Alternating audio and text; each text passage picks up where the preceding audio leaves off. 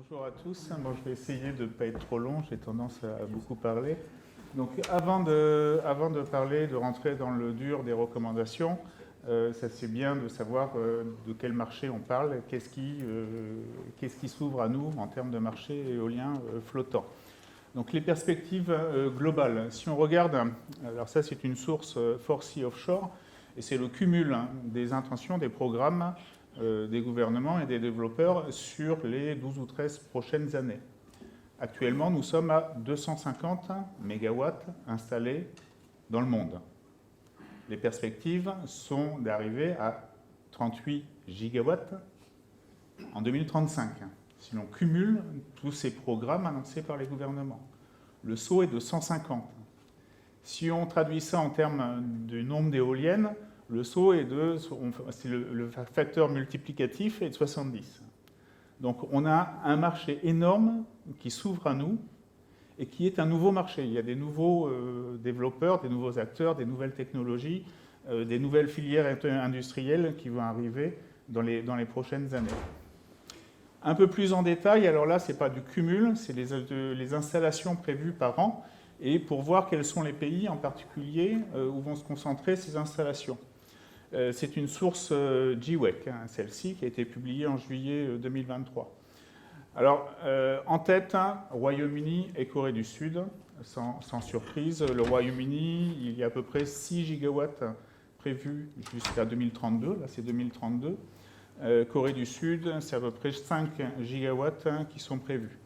Derrière ces deux pays, il y a un gros peloton avec beaucoup de pays qui sont en train d'émerger, des nouveaux acteurs. Certains de ces pays, comme l'Espagne, l'Italie ou la Grèce, n'ont pas encore de marché éolien. Et tous ces pays ont des programmes actuellement entre, on va dire, 1 et 3 gigawatts prévus pour les 8 à 10 prochaines années. Il y a quand même une disparité assez importante entre ces pays en termes de maturité. Il y a des pays qui ont un cadre législatif et un cadre de permitting assez en place, bien développé, d'autres beaucoup moins. Il y a des pays où il y a des filières industrielles qui existent, d'autres beaucoup moins. Ils devront créer des filières industrielles. Il y a aussi des manques pour certains pays, si l'on cite le Royaume-Uni, qui est très développé, mais le Royaume-Uni a identifié que ses capacités portuaires sont sous-développées spécifiquement pour l'éolien flottant. Alors quelques mots dans ce marché, il y a actuellement plus d'une centaine de concepts de flotteurs en cours de développement, en cours d'étude. Beaucoup ne sont qu'à un stade de modélisation numérique. Certains ont fait des essais en bassin ou des essais vont installer des prototypes. Il n'y a à l'heure actuelle qu'une dizaine de concepts qui ont été testés en démonstrateur en mer supérieur à 1 MW, avec une turbine supérieure à 1 MW. Bien sûr, ces concepts, ces différents concepts recouvrent les 4 technologies principales qu'on va voir aujourd'hui, semi-submersibles, SPAR, les barges et les TLP, avec certains concepts qui sont un peu des concepts hybrides entre plusieurs de ces technologies. Alors, quelle est la situation actuelle en Europe? En Europe, il y a 5 démonstrateurs qui ont été installés et 5 projets pilotes. Les démonstrateurs, le premier a été Hywind Demo en 2009 en Norvège, suivi assez rapidement en 2011 par WindFloat, et les deux avec un certain succès, qui ont bien marché, qui ont prouvé leur fiabilité. Le troisième démonstrateur était le projet FloatGen, je reviendrai sur FloatGen juste après, suivi de Tetraspar, et il y a un démonstrateur qui vient d'être installé en Espagne, le projet Demosat, avec un projet de barge fixé avec un seul point de fixation, donc qui s'oriente au gré du vent. Ça, c'est pour les démonstrateurs. Pour les projets pilotes, il y a 5 projets pilotes aussi qui ont été installés jusqu'à maintenant. Hywind Scotland, de nouveau avec une technologie SPAR. WindFloat Atlantic, une technologie semi-submersible. Kincardine, aussi la même technologie que WindFloat. Hywind Tampen Technologies Spar, et Provence-Grand-Large, qui vient d'être installé, j'y reviendrai, avec une technologie de TLP. Donc, sur ce qui est installé à l'heure actuelle, la Norvège, le Portugal ont la majorité des turbines, avec l'Angleterre. La France est quand même assez bien positionnée en termes de projets démo ou de projets pilotes. Alors, maintenant, quels sont les projets? Je vais rentrer un peu plus en détail dans les projets actuels, enfin en France. Le premier, on va dire à tout seigneur, à tout honneur, Floatgen. Floatgen est une technologie damping pool conçue par BW Ideol, a été installée sur le site SEMREV avec l'aide de Centrale Nantes et Bouygues Travaux Publics pour la construction de la barge. Il s'agit d'une barge béton de 36 mètres de côté. Elle a été installée en 2018. Elle marche avec succès depuis le 2018 et BW Ideol a annoncé récemment qu'ils allaient prolonger cette phase opérationnelle pendant 5 ans. À noter quand même que cette éolienne, c'est un réel succès. Elle est installée dans le golfe de Gascogne. Elle a subi un certain nombre d'hivers, un certain nombre de tempêtes, avec beaucoup de succès. Ensuite, il y a 3 projets qui sont issus de l'appel à projet de l'ADEME de 2015. L'ADEME avait publié un appel à projet. 4 projets avaient été attribués. L'un a été abandonné depuis, le projet Eolfi en Bretagne Sud. Il restait 3 projets, dont un a été installé, les 2 autres seront bientôt installés. Celui qui a été installé, Provence-Grand-Large, projet développé par EDF et Enbridge, avec une technologie TLP cette fois-ci. C'est une technologie qui permet d'alléger la structure flottante et la structure flottante qui est reliée à 3 ancres, caissons à succion, installées dans un contexte adapté, sédimentaire, argileux, enfin d'argile assez molle. Les 2 autres projets, EolMed d'abord. EolMed était développé par QR et BW Ideol avec Total Energy. Donc c'est un concept de barge acier, enfin, c'est le même concept que Floatgen damping pool, mais cette fois-ci en acier. Donc le projet est en cours de construction, d'après ce que j'ai compris, et il devrait être installé en 2024 ou 2025. Le dernier projet issu de cet appel à projet 2015, EFGL. Donc là, on retrouve la technologie développée par Principal Power, WindFloat. Le projet est de 3 éoliennes qui sera installées en Méditerranée aussi, dans un contexte géologique de sable et d'argile, on va dire, assez favorable à l'utilisation d'encre classique de type Drag Anchor. Maintenant, quels sont les projets qui sont en cours d'attribution? Le premier d'entre eux, l'AO5 Bretagne Sud. Donc le projet AO5 comporte une puissance de 250 MW avec une extension prévue de 500 MW. Il est situé au large de Belle-Île et l'attribution de ce projet devrait intervenir dans les prochaines semaines ou mois. Donc est prévu début 2024. Il y a une dizaine de candidats en lice sur ce projet. Un petit mot cependant sur ce projet. Le projet comportait une macrozone au départ beaucoup plus importante, au nord et au sud de ce que vous voyez, de la zone que vous voyez. Et au fur et à mesure du processus, la zone a été réduite jusqu'à arriver à cette zone rouge. Très bien, pour prendre en compte un certain nombre de contraintes avec l'activité de pêche, etc.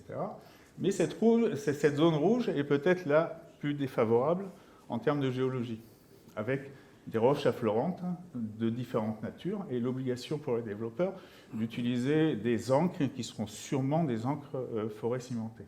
Le facteur géologique n'est pas toujours dans les priorités dans le choix des zones de développement éolien.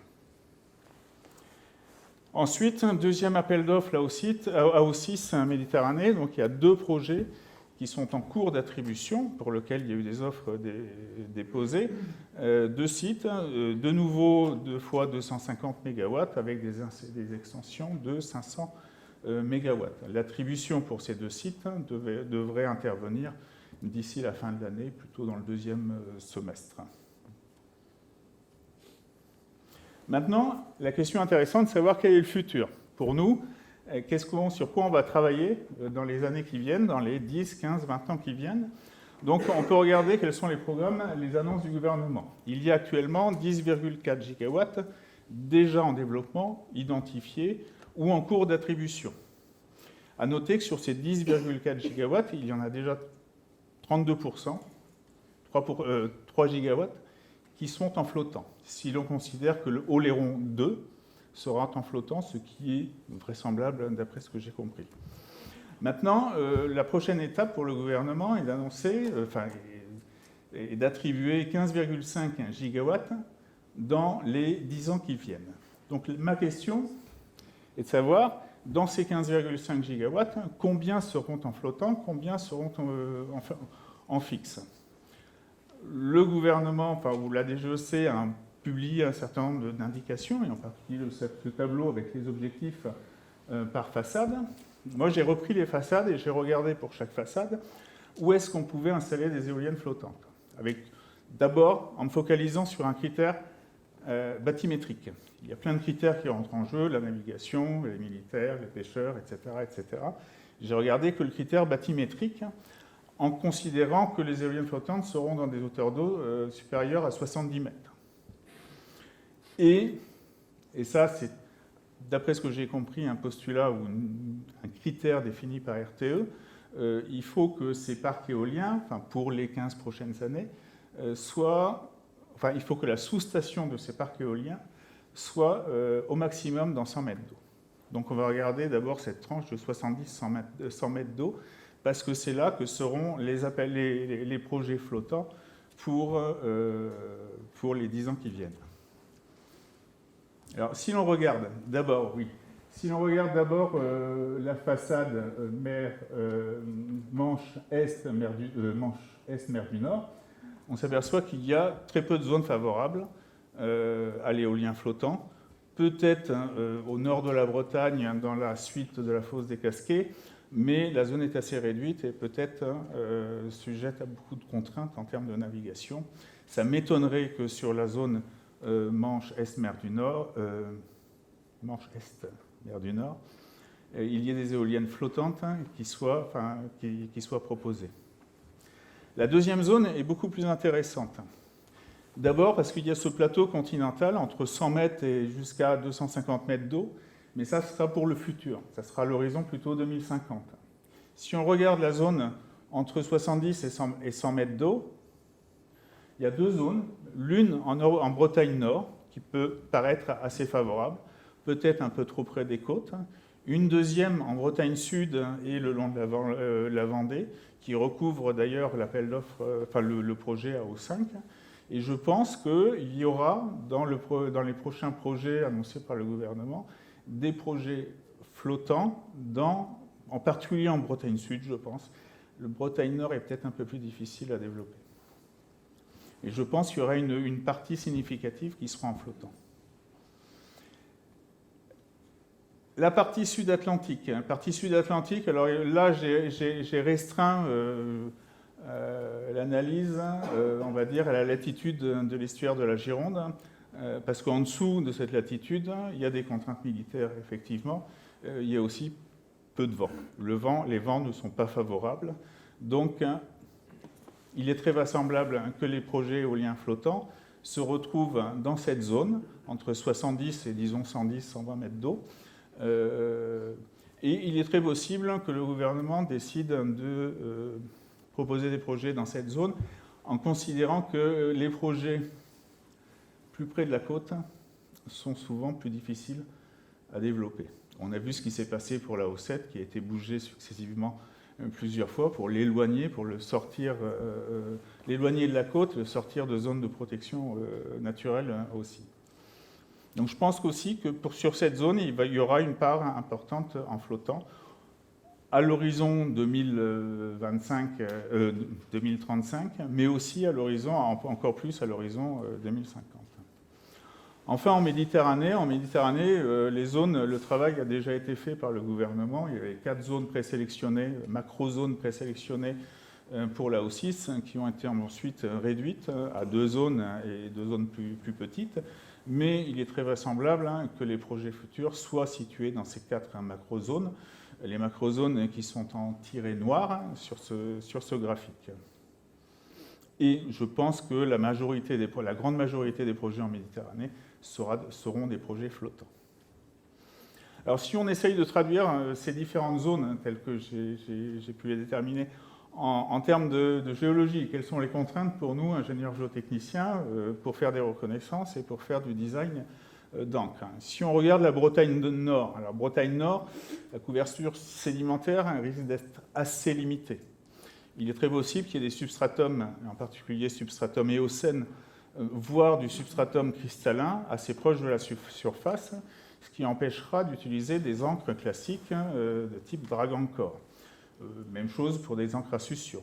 Il sera vraisemblable possible que des encres de pieux forêts, pieux battus peut-être si le rocher est assez tendre, mais plutôt pieux forêts seront nécessaires. Pour la Bretagne Sud et la Vendée, là il y a des épaisseurs sédimentaires assez variables. 10 mètres, un peu moins de 10 mètres, quelquefois un peu plus de 10 mètres, qui peuvent s'approfondir, en particulier s'il y a des couches miocènes en dessous des terrains quaternaires. Et dans ce cas-là, peut-être que des encres de type DEA pourront être utilisées. C'est assez difficile pour le moment de faire une généralité sur cette zone. Il peut y avoir beaucoup de configurations différentes et il faudra faire des études détaillées de site pour chacune des zones après leur publication. Pour la zone sud-atlantique, on va dire au large de la Charente, même chose, un peu le même type de contexte qu'en Bretagne Sud et en Vendée. Enfin, pour la Méditerranée, il y a des couches sédimentaires très importantes, très épaisses, pliocènes et quaternaires, majoritairement argileux, enfin c'est assez grossier, mais majoritairement argileux côté est, majoritairement sableux du côté ouest. Ce sont des sols, des sédiments qui peuvent supporter un certain nombre de types d'encre. Des encres classiques de base sont possibles, ou des pieux battus sont possibles aussi, ou des encres à succion, surtout s'il y a des couches argileuses.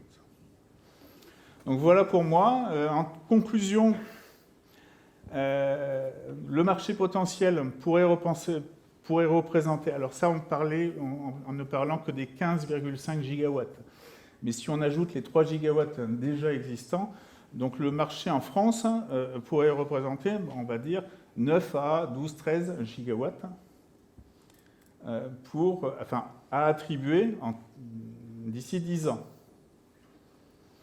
Si on traduit ça en nombre de turbines, on arrive à 600 à 900. Je rajoute les 3 gigawatts, 600 à 900 turbines.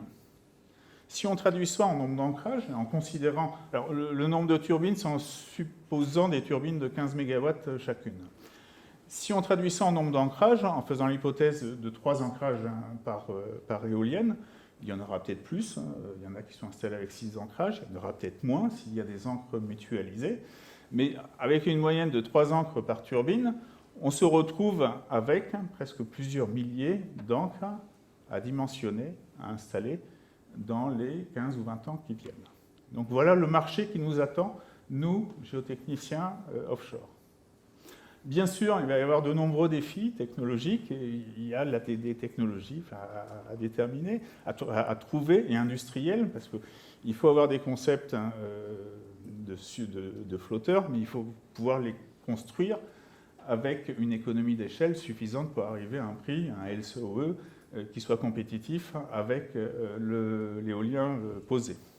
Donc ça, c'est un sacré défi à relever dans les prochaines années. Et puis, je voudrais aussi toucher un mot sur les territoires dom-tom. Les territoires d'outre-mer ont presque tous des difficultés d'approvisionnement ou de production d'électricité. Ils ont souvent des ressources en vent assez favorables. Je sais qu'il y a déjà des sociétés qui prospectent ou qui développent des projets dans les territoires d'outre-mer. Je pense que c'est aussi un avenir possible pour nous, avec toutes les difficultés que ça pose, des profondeurs d'eau qui plongent très rapidement, des problèmes de cyclones, etc. Mais il y a un avenir aussi pour l'éolien flottant en outre-mer. Voilà, je vous remercie.